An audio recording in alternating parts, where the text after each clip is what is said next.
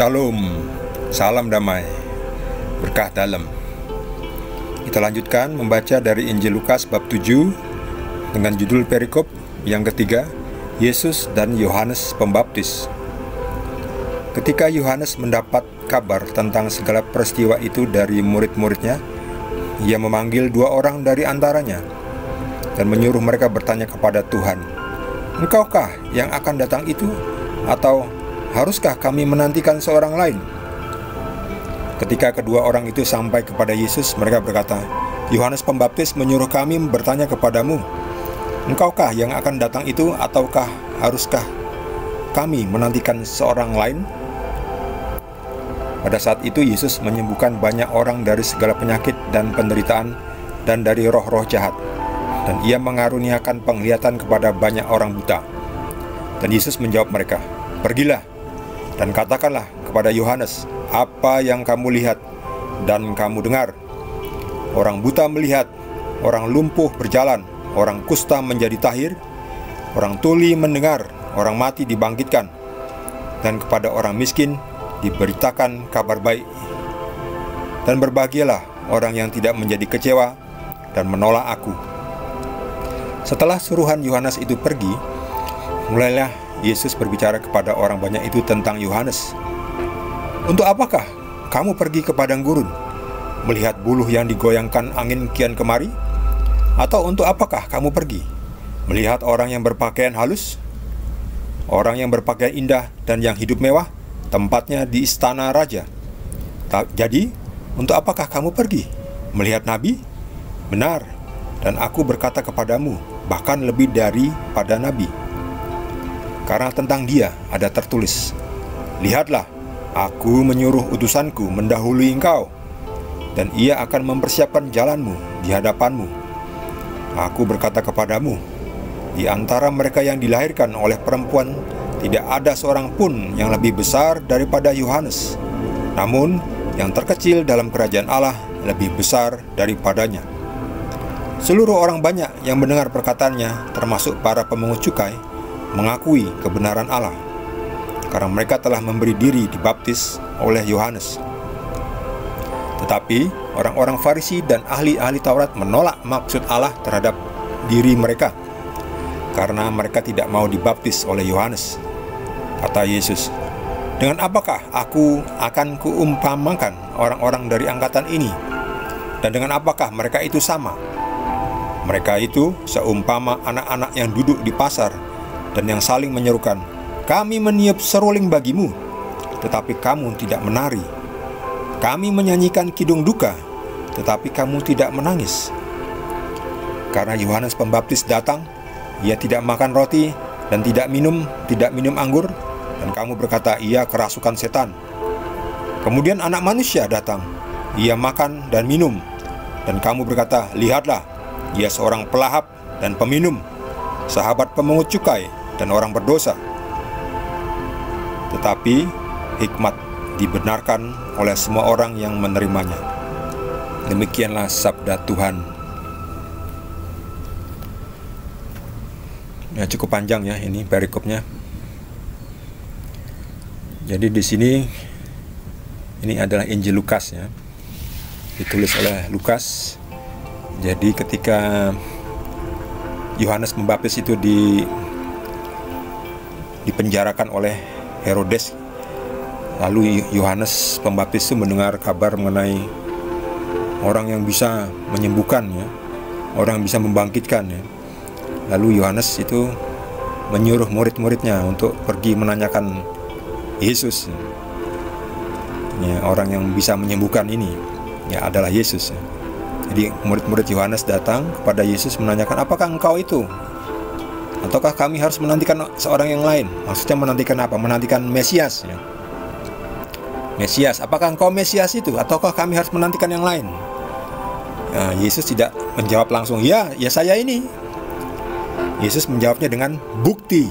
Nah, kembali lagi, saudara-saudara yang belum percaya bahwa Yesus adalah Tuhan, lihat ini jawaban Yesus sangat bijak, sangat tepat. Kalau dijawab, ya saya ini yang kamu cari, ya saya ini Mesias. yang akan datang itu. Yesus tidak mau mengklaim nih, saya ini Mesias, saya ini Nabi, saya ini Tuhan.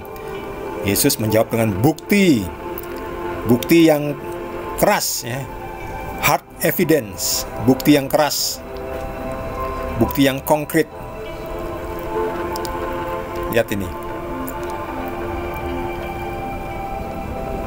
Yesus menjawab, katakanlah kepada Yohanes, apa yang kamu lihat dan kamu dengar. Orang buta melihat, orang lumpuh berjalan, orang kusta menjadi tahir, orang tuli mendengar, orang mati dibangkitkan, dan kepada orang miskin diberitakan kabar baik. Berbagilah orang yang tidak menjadi kecewa dan menolak aku. Itulah bukti Yesus adalah Mesiasnya. Lihat nih, Yesus menyembuhkan orang yang buta, orang yang sakit, orang yang sudah mati dibangkitkan, orang yang kusta menjadi sembuh, menjadi tahir. Siapa yang bisa melakukan semua itu? Ayo sebutkan. Ya, kalaupun ada orang yang bisa menyembuhkan, ya, itu kan pasti mereka mengatakan, di dalam nama Yesus sembuh, di dalam nama Yesus pergi setan. Ya, roh-roh jahat juga diusir. Selalu mengucapkan dalam nama Yesus. Tapi kalau Yesus melakukan, Yesus tidak mengatakan dalam nama Tuhan, karena dia sendiri adalah Tuhan. Jadi ini bukti nyata Yesus adalah Tuhan. Yesus hanya berkata, aku berkata kepadamu, bangkitlah. Kepada orang mati jadi bangkit. Kepada orang yang sakit langsung bangkitlah juga, jadi sembuh.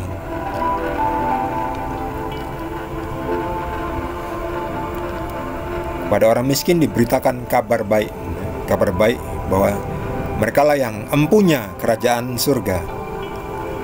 Jadi nanti mereka upahnya besar di surga. Mungkin di dunia ini mereka tidak mengalami kemewahannya, itu nggak penting, ya. Tetapi Yesus tetap mencukupkan, meskipun miskin tetapi cukup, tidak kurang, ya. Orang yang berjalan mengikuti Yesus, ikut memikul salibnya, itu tidak akan kurang, meskipun tidak kaya raya, ya. Meskipun boleh dibilang miskin, tapi ya cukup aja, ya. Ya tidak akan kurang. Yesus pun tidak punya apa-apa. Yesus juga miskin, tidak punya kuda, tidak punya keledai, juga nggak punya. Tempat rumah tidak ada, tapi dicukupkan oleh Tuhan Yesus sendiri. Butuh makan, Yesus bisa mengadakan mukjizatnya. Meskipun orang-orang pengikutnya ini bisa juga memberikan persembahan, kan. Yesus kan sudah bekerja, kan setiap pekerja patut mendapatkan upahnya. Lalu segala persembahan itu kan dikelola oleh murid-murid Yesus, ya. Jadi Yesus itu tidak pernah berkekurangan, meskipun Yesus sendiri tidak kaya, ya. Boleh dibilang miskin, ya. Bahkan waktu ketika akan mengadakan perayaan Paskah, Yesus saja meminjam keledai dari orang, ya kan. Minjam keledai, nanti Tuhan akan mengembalikannya. Jadi Tuhan aja udah meminjam, mengembalikan lagi.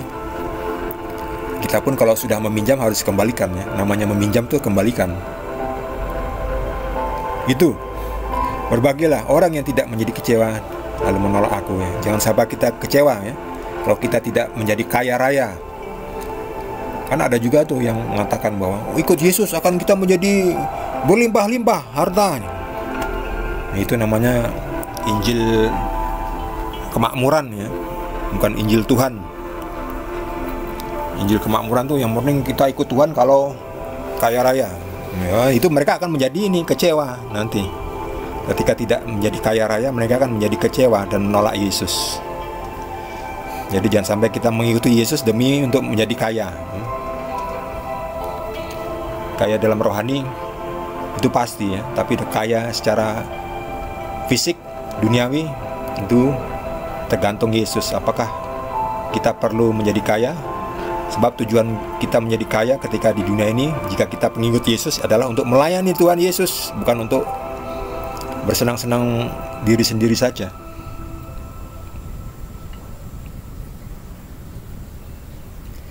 Tetapi orang Farisi dan ahli Taurat menolak maksud Allah, ya. Jadi ini mereka ini lucu, ya. Ketika dibilang, ya, ini dia. Mau aku umpamakan apa orang-orang angkatan ini? Maksudnya orang-orang Farisi dan ahli-ahli Taurat yang menolak Yesus itu ya. Mereka itu sama kayak anak-anak yang duduk di pasar ya. Kami meniup seruling tetapi kamu tidak menari. Kami menyanyikan kidung duka tetapi kamu tidak menangis ya. Itu maksudnya, ada Yohanes Pembaptis datang tapi kamu mengecap Yohanes Pembaptis kerasukan setan karena Yohanes Pembaptis tidak minum anggur dan tidak makan roti ya. Lalu dicap, wah Yohanes Pembaptis itu kerasukan setan. Tetapi kepada Yesus yang makan roti dan minum anggur ini, makan roti dan minum anggur, dicap, lihatlah Yesus seorang pelahap dan peminum. Ya lucu kan. Pada Yohanes Pembaptis yang tidak makan roti dibilang kerasukan setan. Bagi Yesus yang makan dan minum dibilang peminum, pelahap ya, pelahap ya, peminum ya. Minum itu kan kadang konotasinya negatif ya, mabuk-mabukan ya. Padahal minum itu tidak harus mabuk ya, minum yang sehat juga ada. Tapi itulah, orang-orang Farisi dan ahli-ahli Taurat dasarnya tidak senang ya. Pada Yohanes Pembaptis juga tidak senang, apalagi kepada Yesus ya.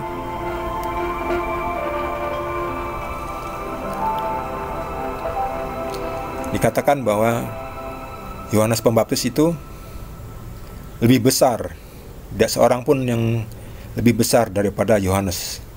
Jadi Yohanes Pembaptis itu dianggap sebagai orang yang sangat diberkati ya. Bukan maksudnya lebih besar badannya, bukan. Maksudnya adalah lebih besar rohnya. Namun yang terkecil dalam kerajaan Allah lebih besar daripadanya, dari Yohanes.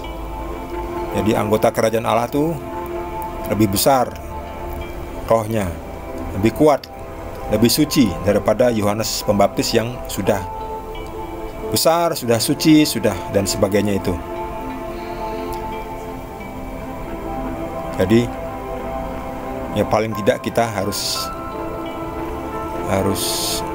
sama dengan atau lebih daripada Yohanes ya, supaya kita juga bisa masuk kerajaan Allah, menjadi ciri-ciri dari penghuni kerajaan Allah, yaitu ya harus besar secara rohani, harus memiliki iman yang besar supaya kita bisa masuk ke dalam kerajaan Allah. Bagi saudara yang ingin berbagi dengan kita semua, boleh menuliskannya di kolom komentar. Bagi yang belum subscribe, jangan lupa di subscribe. Kita akan lanjutkan dengan perikop keempat dari Injil Lukas bab 7. Terima kasih. Tuhan Yesus berkati kita semua.